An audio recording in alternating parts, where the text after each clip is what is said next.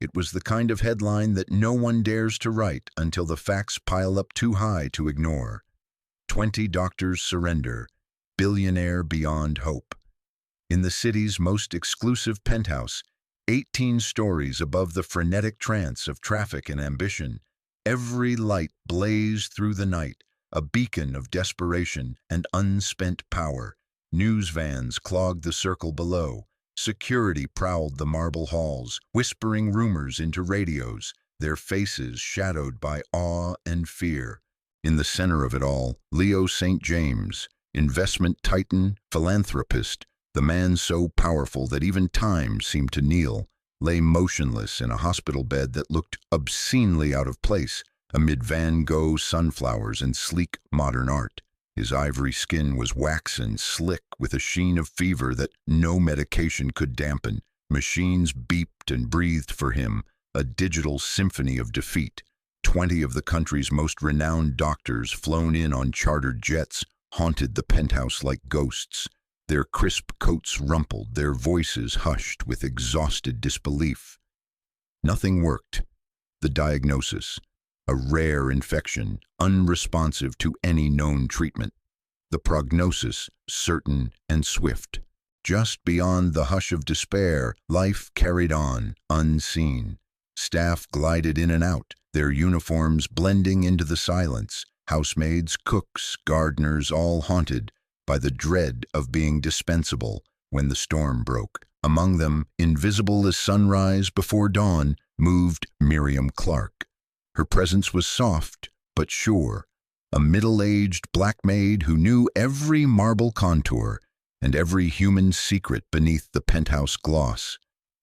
Miriam was a collector of leavings, a button here, a child's drawing there, the scent of lavender folded into sheets for comfort the world never saw. She rarely spoke where the wealthy could hear. Her skill was discretion, her pride was invisible care. Miriam's ordinary world was the beneath, the world underneath the chandelier's sparkle. Laundry sorted by perfume, floors polished while million-dollar shoes slept, a mother's humming on her breath. Every day she bore the twin burdens of hope and invisibility, tending to lives she would never join, her story seldom noticed except in times of need. But need tonight was overpoweringly present. Leo's wife, brittle and beautiful with grief, paced the hallway in tears. Even the children, tall, sullen, spoiled, moved with the hush of the condemned. Nurses snapped, tempers flared, and doctors clung to charts like drowning men to driftwood. In this vortex of privilege and dread, the ordinary rules did not apply. Miriam watched the parade of experts come and go, watched them bow to the limits of medicine, watched her co-workers flinch with every new demand, watched the life bleeding from the body that, for better or worse, paid all their wages. No one asked Miriam what she thought. No one saw her running a gentle thumb over fevered sheets, whispering prayers too old for textbooks, glancing at the bedside herbs she kept hidden for emergency comforts. But that night, as the last specialist slammed his briefcase shut and declared, "Broken, there's nothing more we can do," a cry erupted through the house, raw, aching, devoid of hope. That was the moment the balance shifted, the moment when the line between helplessness and miracle, science and soul, blurred beneath the hospital glow. And in the vacuum left by failed genius and crushed pride, someone utterly unexpected was about to step forward. For in less than an hour, the humblest woman in the room would do what 20 doctors could not. She would change everything. What no one could expect, what no one would believe, was about to happen at the dying side of the world's most powerful man. The penthouse felt like a pressure cooker of sorrow. Outside, rain battered the glass, as if the city itself was mourning Leo St. James. Inside, hope had curdled to dread. The family huddled in corners, eyes rimmed red. Staff tiptoed around grief, each movement sharp with the threat of blame if things got worse. And atop it all, the doctors gathered in defeat, their foreign accents and million-dollar credentials rendered helpless against the inexorable spread of infection. Miriam moved quietly, collecting discarded gloves, empty water glasses, forgotten handkerchiefs. She kept to the shadows, listening, absorbing snippets of arguments, prayers half-whispered, and the relentless beeping of the monitors. On her tray she carried more than linen: ginger root steeped in honey, sachets of camphor and lavender, herbs remembered from her grandmother's kitchen in the Mississippi Delta, recipes for comfort that modern medicine dismissed as folklore. The spark came at 3:17 a.m., when Leo's breathing faltered and a terrified nurse's cry brought everyone running. The lead doctor, a world-renowned infectious disease specialist, threw up his hands. "He's shutting down. There's nothing left but to say goodbye." Sobs erupted. Leo's wife collapsed against the wall. His children, who'd only known their father as indestructible, stood frozen, unable to approach. In the midst of this despair, Miriam, trembling but resolute, stepped forward. She rapped gently on the bedroom door, her voice steady as a river. "Excuse me, ma'am, may I try something?" Every eye turned to her, a maid daring to interrupt the vigil of grief, to question doctors who had already written their verdict. Leo's wife stared through tears, desperate enough to grasp any thread. "What do you mean?" she whispered. Miriam lifted her tray, revealing not just spices and herbs, but jars of homemade balm and roots wrapped in linen. "My grandmother taught me things, old things, for fever, for the spirit, for when the body loses its will to fight. I know you hired doctors, but sometimes what's forgotten can help." The head doctor bristled. "This is the 21st century. We're not interested in superstitious nonsense." His words cut, but Miriam did not shrink. The family, battered by the truth, looked to their patriarch's shallow, rattling breath. What risk was left when hope was nothing but a crumpled prescription and a silent prayer? "Please," Leo's wife begged, "let her." A flurry of protests. Nurses objected, liability questions swirling in the air. One doctor even muttered about calling security, but Miriam's calm, quietly unyielding, filled the room with its own gravity. "If you don't trust me," she said softly, "watch every step. But please, let a mother try what a mother knows." Reluctantly, they agreed. Nurses hovered. Miriam moved to Leo's side. She dabbed his forehead with a cool cloth drenched in ginger and camphor. She massaged his temples with a balm of peppermint and eucalyptus. She opened the windows just a crack, letting in air prickly with ozone. Under her breath, she murmured a prayer in half English, half ancient dialect, a plea for strength, for resting spirits, for family. Leo's breath slowed.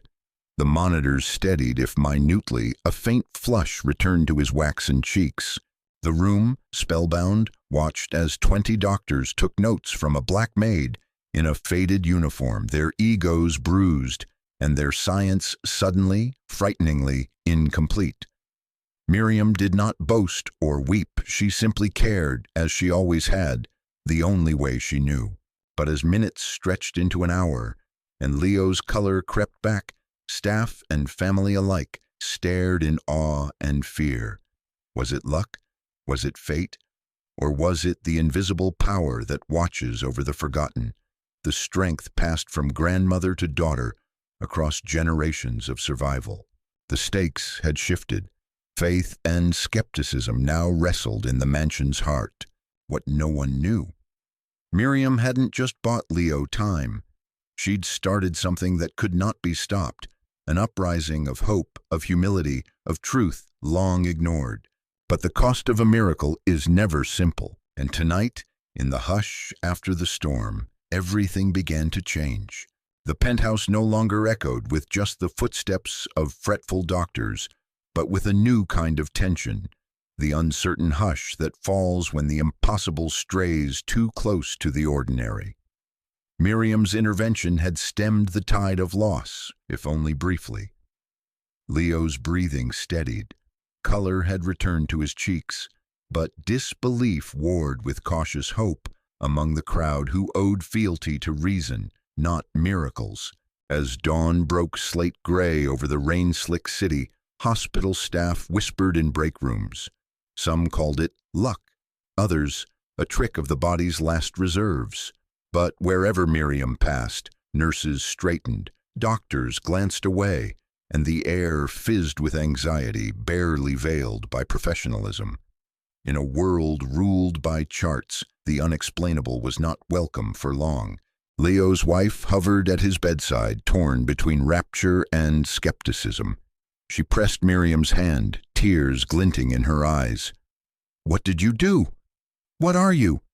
Her voice quivered with gratitude and fear. Miriam, tired but steady, replied, "A daughter and a mother. Sometimes that's enough, but not for everyone." Dr. Miller, the most senior of the failed experts, was not ready to cede his authority. Driven more by pride than curiosity, he began demanding full monitoring, insisting Leo's improvement was an anomaly, likely to be reversed. Under his orders, nurses pricked and prodded, adjusting machines, logging every blip as if proof meant more than healing. Pressure mounted. Other doctors joined Dr. Miller in quiet corners debating protocols. Some argued for real medicine to resume. Some muttered that the family's trust in Miriam would cost precious time if the patient relapsed. Meanwhile, a few younger nurses loitered near Miriam, voicing whispers of awe. "My grandma used mustard plasters for fevers. No one believed her either." All morning, as Leo drifted in a twilight sleep, his fever refused to return. Each hour a surprise, each normal heartbeat causing fresh disbelief. But Miriam's actions also inspired resentment.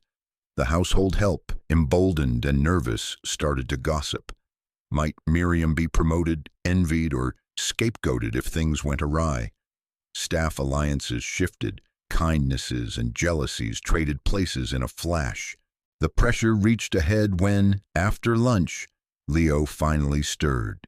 His wife, witnessing him open bleary eyes for the first time in 60 hours, burst into sobs of joy. Relief swept through the family while the doctors grew more fractious and defensive.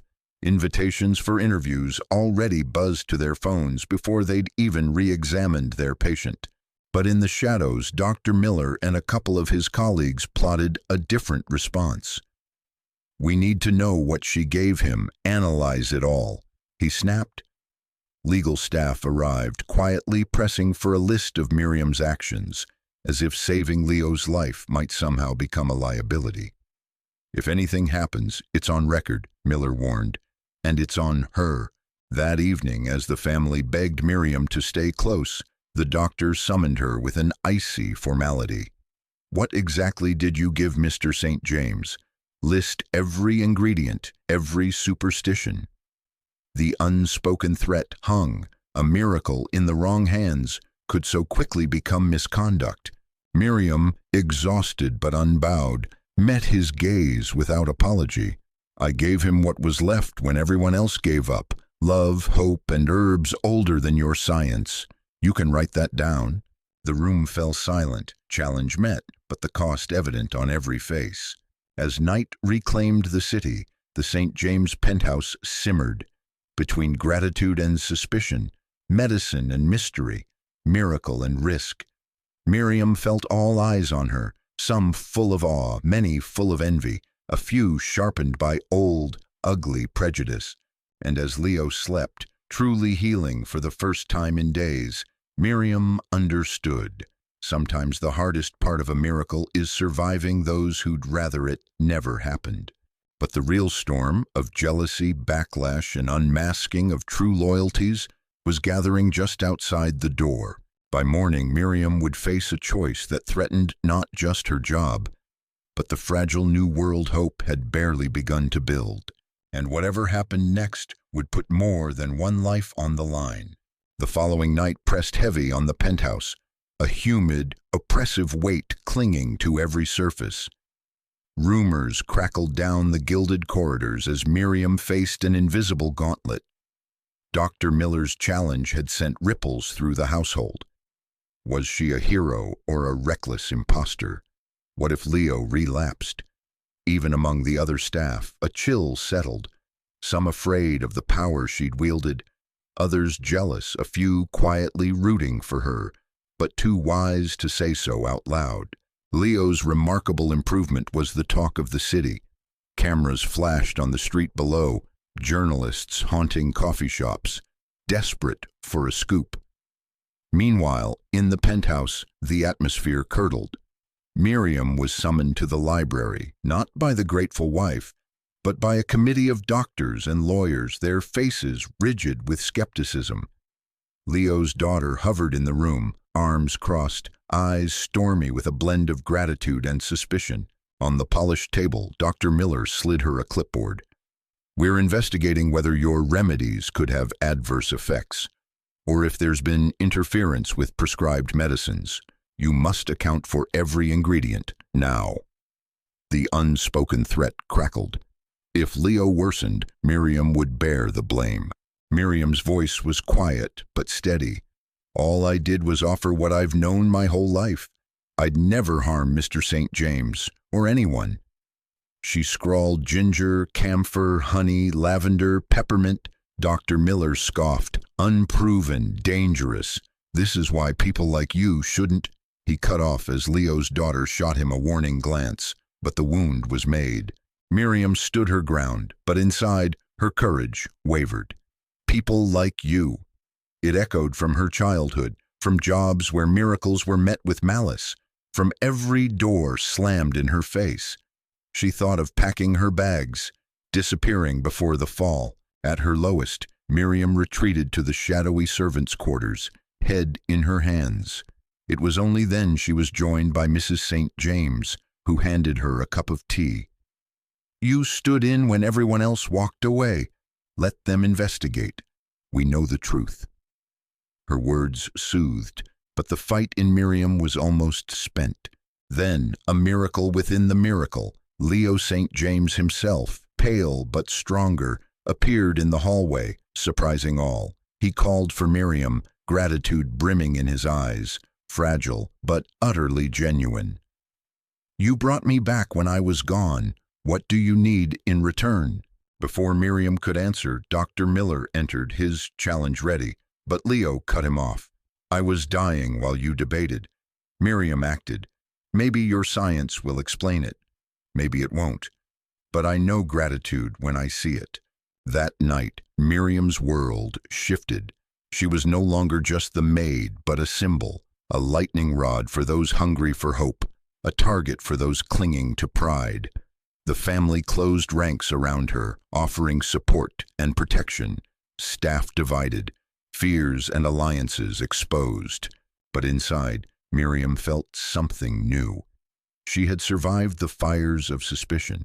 Her humility and bravery had saved a life, and now shielded her from being rewritten as scapegoat. With Leo's recovery steadying by the hour, and the family beginning to speak her name beyond whispers, Miriam readied herself for whatever the morning would bring, vindication or verdict. Whatever happened, she knew she would hold on, not for the glory, but for the dignity of everyone who had ever watched their own miracle turn to threat. For tonight, at her lowest, Miriam found a reason to lift her chin. Sometimes the world changes not at your strongest, but when you refuse to break at your weakest. And just beyond the doors of the penthouse, the world was already listening, hungry for proof that hope could survive even the greatest doubt. Tomorrow, everything would be decided, and Miriam, no longer in the shadows, would be ready for whatever came. Morning broke sharp over the city, lighting the penthouse in a blaze of gold and blue. Below, news crews buzzed with rumors of Leo St. James's miracle. Inside, the mood was a taut wire, hope tangled with suspicion, the memory of miracles still contested by relentless doubt. Leo, once gray and nearly gone, sat up in bed, frail but animated, eyes bright with the beginnings of recovery. His family lingered close, drinking in the impossible. Miriam moved quietly around him, blending her routine with gentle care, her hands steady, even as the weight of days pressed on her shoulders. But even as gratitude blossomed, confrontation waited. Dr. Miller and the hospital's chief legal officer entered with clipboards and stern expressions. "We need answers," Miller began, his tone brittle. "This woman interfered. If Mr. St. James relapses, if anything happens, it's her responsibility." His accusations echoed, loud enough for all the staff and family to hear. The family, emboldened by Leo's improvement, pushed back. Leo's wife stepped forward, chin high. "You all gave up. Miriam did not. She risked nothing but kindness." Leo's son bristled. "This is about pride, not protocol. You all failed. She saved him." A standoff crystallized in the living room. The doctors insisted that Miriam's remedies be tested. Herbs, balms, recipes, all catalogued, documented, doubted.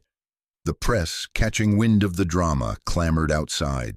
Social media erupted with debates over science, tradition, and race. Some sites lauded Miriam as a healer, a savior. Others whispered accusations: witch doctor, reckless, lucky guess. But the final turning point came from Leo himself. Weak but resolute, he called for everyone's attention. His words slurred but carried. "I was dead. You said goodbye." Miriam acted out of hope, not arrogance. "She reminded me what it means to fight, to care." He paused, breathing hard, gaze sweeping the room. "Doctors, I respect you, but respect her too.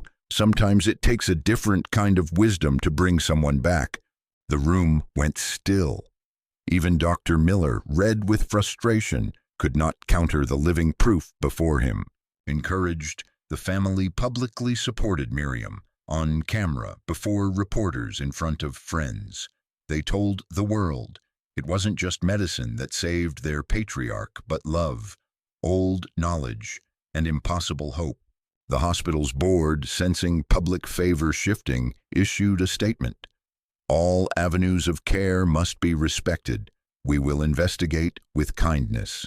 Outside, as news of Leo's miraculous recovery spread, people everywhere debated. What could be learned from old wisdom, from the people so long invisible in palaces and hospitals alike? For Miriam, vindication landed quietly. A whispered thank you from the household staff, a tight embrace from Leo's wife, the awed respect of the family. She didn't need applause. She'd faced the world's suspicion and survived. That evening, as the sun dipped low, Leo asked Miriam to sit by his side. "What can I do for you, Miriam?" he asked, genuine, humbled. She smiled, heart pounding, and answered, "Help others remember, the people ignored, the wisdom dismissed. Not all miracles come in white coats." In that moment, a new order quietly began, a world expanded by courage and unlikely grace. The miracle wasn't just Leo's healing, but Miriam's quiet triumph over doubt. And as the penthouse finally exhaled, permission was granted for hope to be part of the cure. From that day, nothing would ever be the same, neither for the St. James family, nor for the invisible hands that work miracles when no one is watching.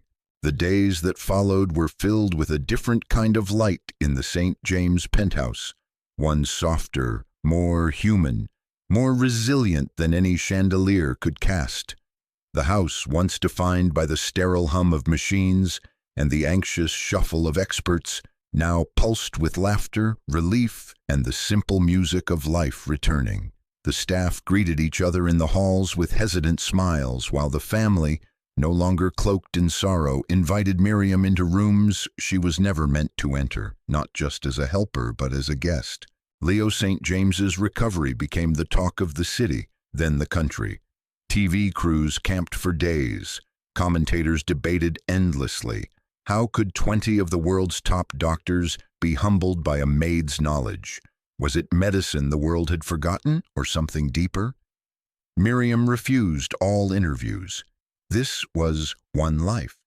There are so many more who go unseen, she reminded those who pressed her. She stayed loyal to her roots, humble, private, undistracted by applause. But the penthouse itself changed.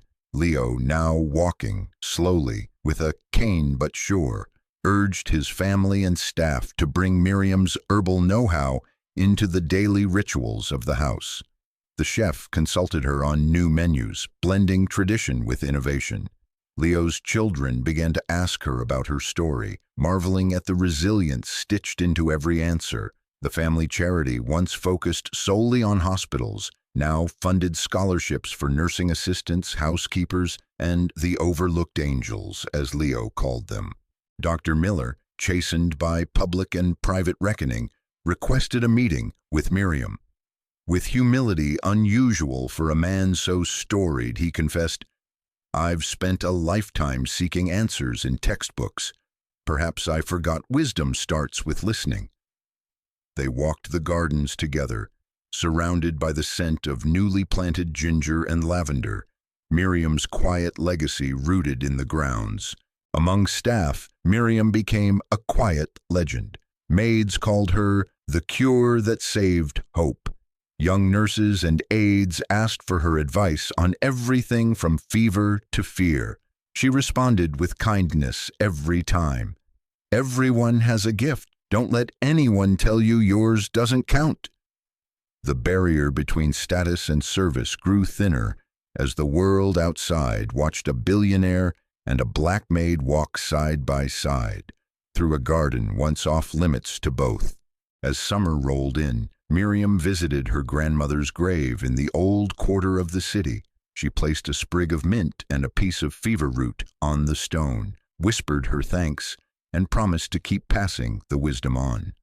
Her brother and children joined her, their eyes gleaming with pride.